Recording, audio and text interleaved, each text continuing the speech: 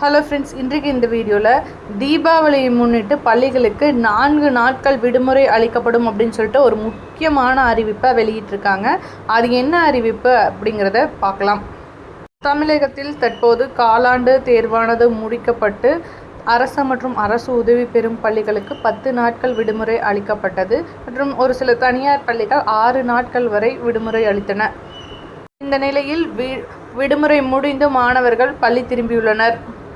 இந்த நிலையில்தான் தீபாவளி பண்டிகையை முன்னிட்டு தீபாவளி பண்டிகையானது அக்டோபர் 20ஆம் தேதி வருகிறது.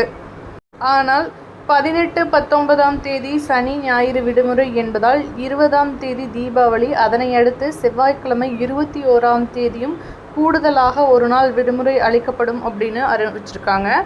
இதற்கான அறிவிப்பு பார்த்திங்கன்னா அஃபிஷியலாக கூடிய விரைவிலேயே வெளியாகும் அப்படின்னு சொல்லியிருக்காங்க. ஸோ இது பள்ளி மாணவர்களுக்கும் மற்றும் அரசு ஊழியர்களுக்கும் மிகுந்த உற்சாகத்தை ஏற்படுத்தி இருக்கிறது.